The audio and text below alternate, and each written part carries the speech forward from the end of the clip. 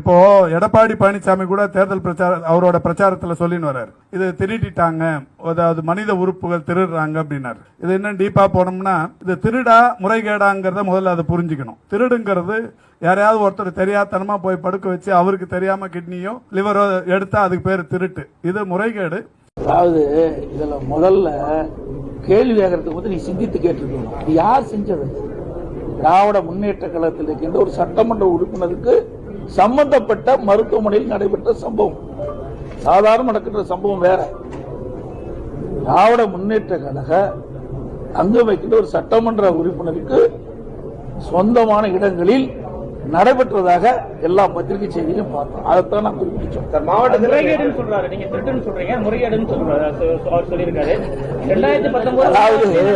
முறைகேடுக்கு திருட்டுக்கு நிறைய வித்தியாசம் இருக்கு. ஒரு உடல் உறுப்பை ஒருத்தர் எடுக்கிறாங்கன்னா அதுக்கு என்ன பொருள்? முறைகேடு கிடையாது, திருடுறது தான் இருக்கும். உடல் உறுப்பு கூட திருடுறாங்கன்னா அப்புறம் எப்படி இருக்கும்? அதுவும் யாரு சிந்திச்சு பாரு. ஒரு சாதாரண மத்தவங்களா இருந்தா பரவாயில்ல, ஒரு பெரிய நிறுவனம் நடத்திட்டு இருக்காங்க. நான் அதிகமா உள்ள போகல.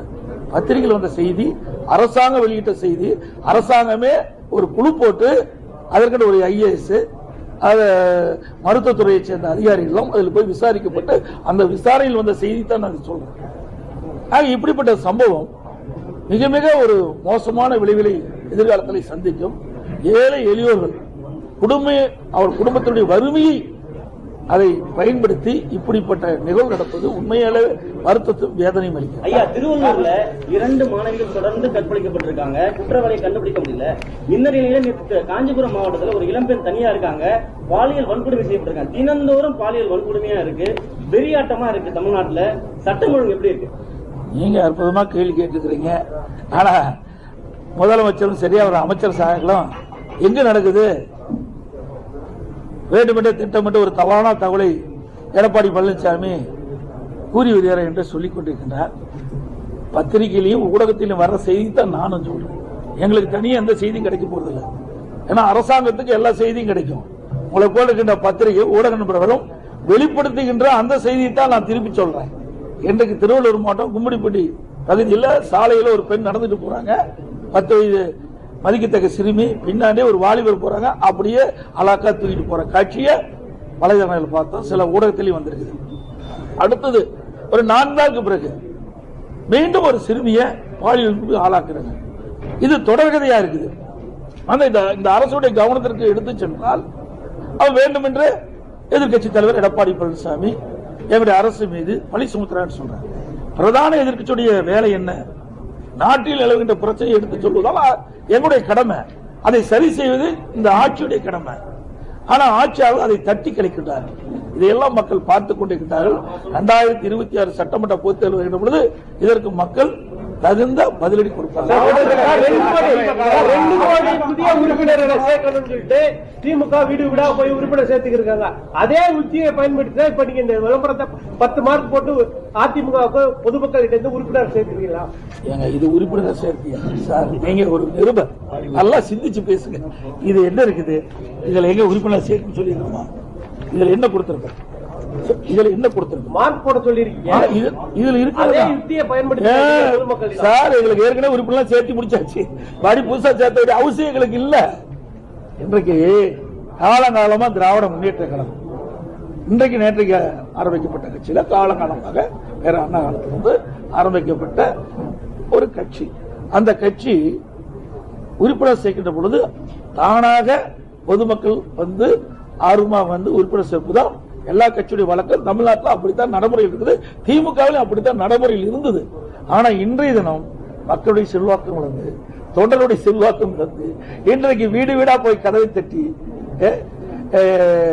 ஓரணியில் தமிழ்நாடா அப்படி என்று வீடு வீடா கொடுத்து நீங்க OTP எல்லாம் வாங்கலாம். சரியா? நீதிமன்றம் வரைக்கும் போச்சுல்ல சார். இதுல என்ன இருக்குது? அதை முதல்ல படிச்சு பாருங்க. நாங்க சொன்னா தப்புங்கிறாங்கல்ல, நாங்க சொல்லுவது தப்புங்கிறாங்க. நாங்க 99% நிறைவேற்றப்பட்டுங்கிறாங்க. மக்களே முடிவு சொல்லட்டும். மக்கள் தான் நீதிபதிகள்.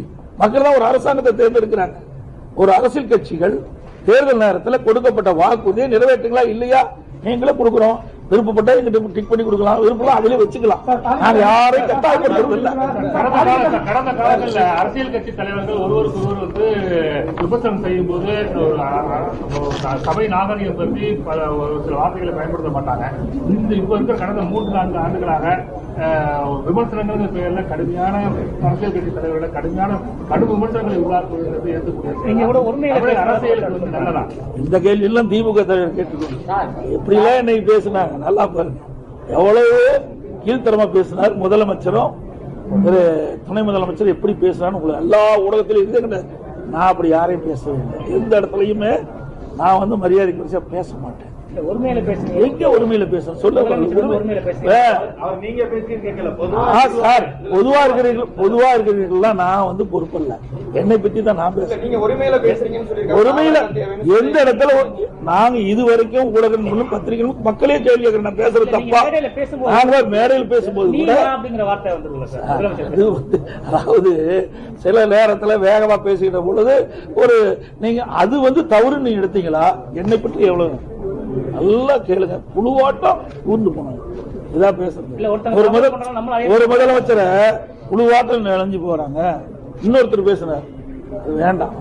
உதயநிதி என்ன பேசுறாரு? திரு உதயநிதி அவர்கள் என்ன பேசுறாங்க? எல்லாம் வந்து இந்த ஊடகத்தின் மூலமாக அவர்களுக்கு நான் நடந்து கொள்வது நான் வந்து அது எங்களுக்கு வித்தியாசம் இல்லாத. உதயநிதி ஸ்டாலின் வந்து அதுக்கு பதிலடி கொடுத்திருக்காரு. என்ன சொல்லிருக்காருன்னா, நாங்க வந்து அமித்ஷா வீட்டு கதவையோ கமலாலய கதவையோ தட்டல, மக்களுடைய கதவை தட்டி தான் நாங்க வந்து வாக்கு உறுப்பினர் சேர்க்கிறோம் சொல்லியிருக்காரு. சரி, நான் கதவை தட்டலையும் சரி, இன்றைக்கு இருக்கிற முதலமைச்சரும் இதே உதயநிதி ஸ்டாலினும் பிரைம் மினிஸ்டர் கதவை தட்டினாங்கல்ல, அது யாருடைய கதவை தட்டினாங்க? அவர்கள் கதவை தட்டினா சரி. நாங்க போய் ஒரு உள்துறை அமைச்சரை சந்திச்சா தப்பு. தமிழ் இந்திய நாட்டுடைய உள்துறை அமைச்சர் தானே அவரு, வேற யாரும் இல்ல. இதுல என்ன தவறுக்கு எனக்கு புரியல. அது மட்டும் இல்ல, நான் வந்து டெல்லிக்கு போன உடனே இதே முதலமைச்சர் சட்டமன்றத்தில் ஒரு கருத்து தெரிவிச்சார். எடப்பாடி பழனிசாமி டெல்லி சென்றிருக்கின்றார், ஏதாவது ஒரு வாய்ப்புல மத்திய அமைச்சரை சந்தித்தால் தமிழ்நாட்டுடைய பிரச்சனை சொல்லுங்கள் என்று அவர்களே சொன்னாங்க. எல்லா பத்திரிகையும் வந்திருக்குது. அப்புறம் இப்படிப்பட்ட கேள்வி அவர்களே கேட்கிறாங்க.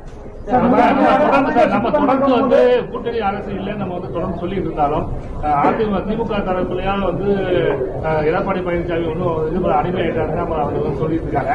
அதோட இல்லாம டிடிவி தினகரன் நம்ம வந்து காலம் பதில் சொல்லணும்னு சொல்லியிருக்கீங்க. அவரெல்லாம் பதில் சொல்ற அளவுக்கு அதை கேட்கறீங்க. தயவு செய்து வேற ஏதாவது அவர் இருக்கிறாரு சொல்றாரு. அதுக்கு நாங்க ஒண்ணும் சொல்லலையே. நாங்க அதிமுக பாரதிய ஜனதா கூட்டணி. ஆமா, நிச்சயமா நாங்க தெளிவுபடுத்திட்டோம். எங்களுடைய சிலதுதான் பேச முடியும் ஊடகத்தில், சிலது பேச முடியாது. ஒரு கட்சினா சிலதை வெளிப்படுத்தலாம், சிலதை வெளிப்படுத்த முடியாது. எல்லாமே வெளிப்படுத்தணும்னு சொன்னா நடக்காது.